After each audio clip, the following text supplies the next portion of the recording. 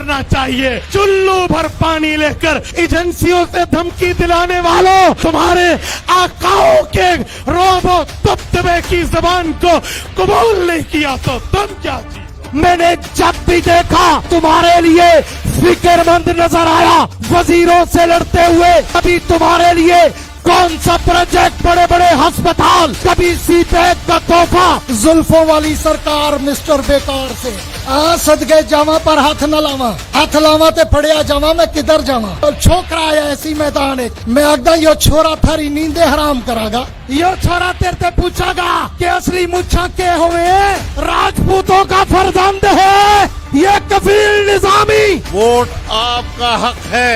ایک تو ناجائز حکومت, اس کی کارکردگی بھی آپ کے سامنے آ گئی ہے.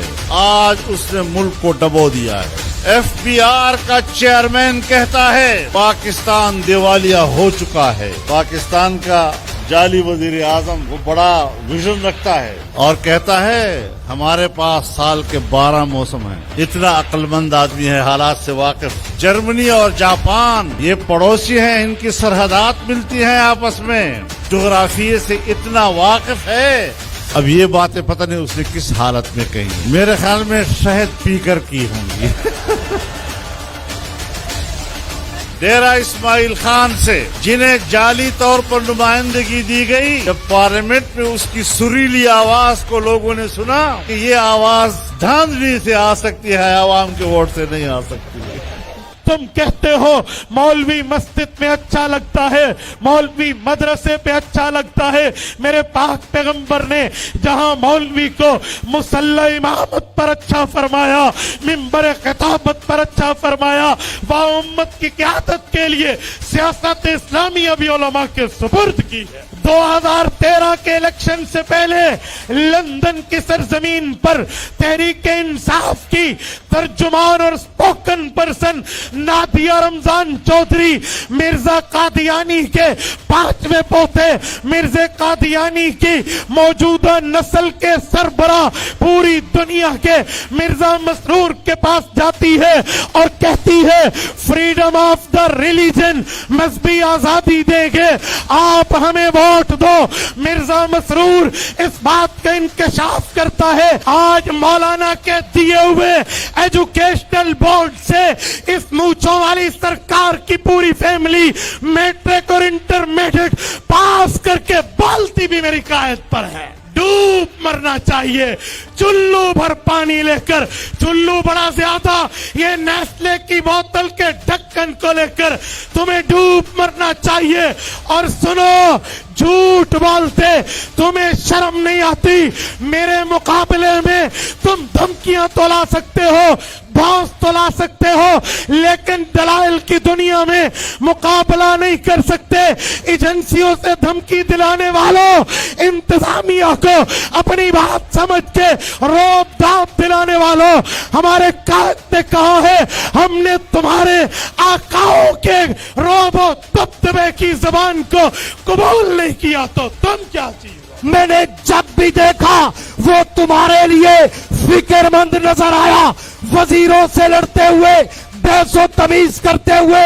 کبھی تمہارے لیے کون سا پروجیکٹ, کبھی تمہارے لیے کون سا پروجیکٹ, کبھی بڑے بڑے ہسپتال, کبھی سی پیک کا تحفہ, کبھی کینسر ہاسپٹل, کبھی تمہارے اسکولوں کی اپ گریڈیشن, کبھی تمہارے لیے سڑکوں کا جال, کبھی تمہارے لیے نوکریاں, کبھی تمہارے لیے مختلف وسائل, اور تمہارے نہری نظام کو ڈیرے میں برپا کر کے مفتی محمود سے لے کر قائد جمعیت تک جو تم پر نوازشات کی گئی ہے. ڈیرہ والوں, آج تم نے 13 فروری کے دن مفتی محمود کے احسانوں کا بھی حق ادا کرنا ہے. پوچھو آج زلفوں والی سرکار مسٹر بیکار سے صدقے جاواں پر ہاتھ نہ لاواں, ہاتھ لاواں تے پھڑیا جاواں, میں کدھر جاواں. کہتے ہیں جی یہ چھوکرا آیا ایسی میدان ایک, اے چھوار ساڈا کیا کرے سی. میں آگا یہ چھوڑا تھاری نیندے حرام کرا گا.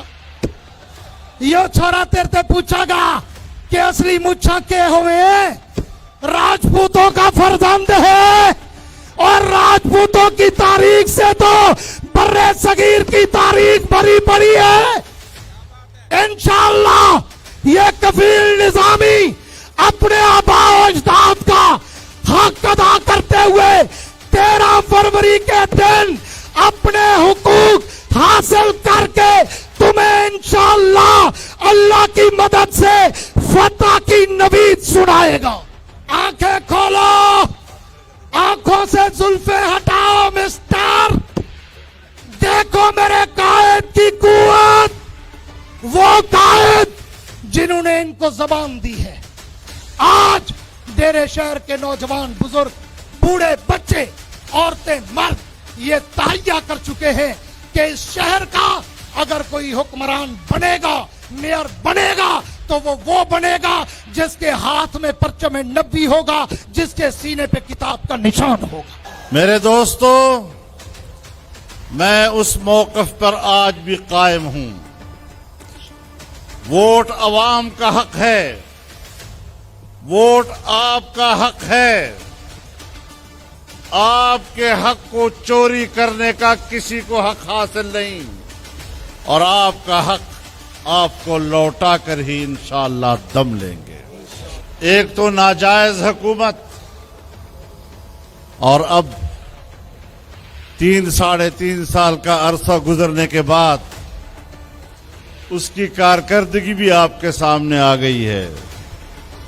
جس نالائقی کا مظاہرہ کیا ہے، جس نااہلی کا مظاہرہ کیا، آج اس نے ملک کو ڈبو دیا ہے۔ Federal board of revenue FBR کا چیئرمین کہتا ہے کہ پاکستان دیوالیہ ہوگا نہیں، پاکستان دیوالیہ ہو چکا ہے۔ سال میں 1 بجٹ آتا ہے، یہاں سال میں 4 بجٹ آتے ہیں۔ پاکستان کا جعلی وزیر اعظم وہ بڑا ویژن رکھتا ہے اور کہتا ہے ہمارے پاس سال کے 12 موسم ہیں۔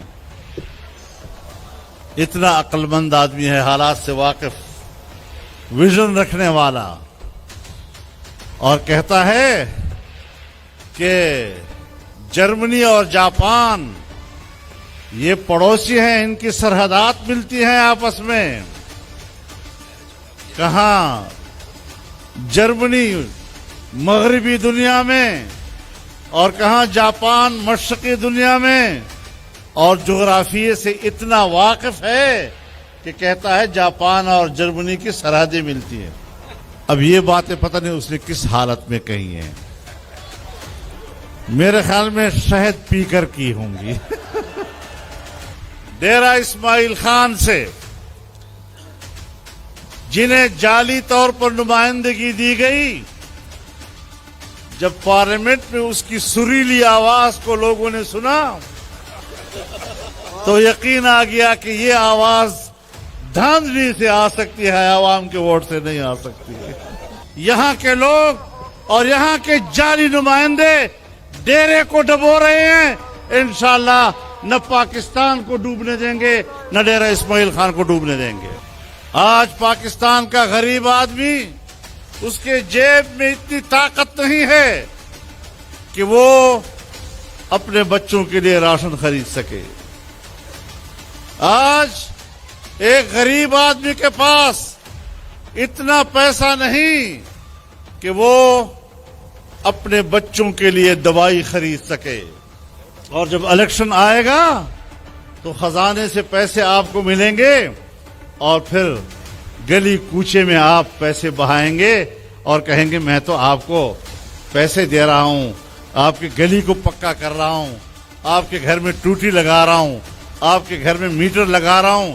آپ یہ سیاست کر رہے ہیں کہ ملک ڈوب رہا ہے اور آپ کسی کو کہہ رہے ہیں کہ 1 میٹر سے آپ بچ جائیں گے۔ کہ جب ملک ڈوب رہا ہے تو آپ نے فیصلہ کرنا ہے کہ پی ٹی آئی کو ووٹ دے کر کیا آپ ملک ڈبونے کے جرم میں ان کے ساتھ شریک ہو رہے ہیں یا نہیں۔ ہم نے انشاءاللہ اس ملک کو بچانا ہے، اللہ کی مدد سے بچانا ہے۔ اس ملک کی بقا کی ہم جنگ لڑ رہے ہیں. آج اگر ہم آپ سے ووٹ مانگ رہے ہیں تو اپنی ذات کے لیے نہیں، ملک کے لیے مانگ رہے ہیں. آج میں شہر میں کھڑا ہوں، میری زندگی آپ کے سامنے گزری، میرے والد اور میرے خاندان کی زندگی آپ کے سامنے گزری. اس لیے میری مجبوری ہے کہ میں گلی کوچے کے لچے لفنگوں کی زبان استعمال نہیں کر سکتا. تو میرے محترم دوستو، مسئلہ کفیل نظامی کا نہیں ہے. کفیل نظامی ایک نوجوان ہے، ہمارا برخوردار ہے.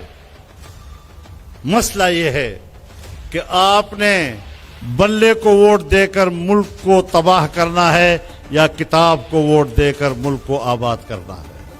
ہم نے کتاب کو ووٹ دے کر ملک کی بقا کی گواہی دینی ہے، اور جو لوگ بلے کو ووٹ دیں گے اس نے اپنے اوپر گواہی دینی ہے کہ میں اس پاکستان کو ڈبونا چاہتا ہوں.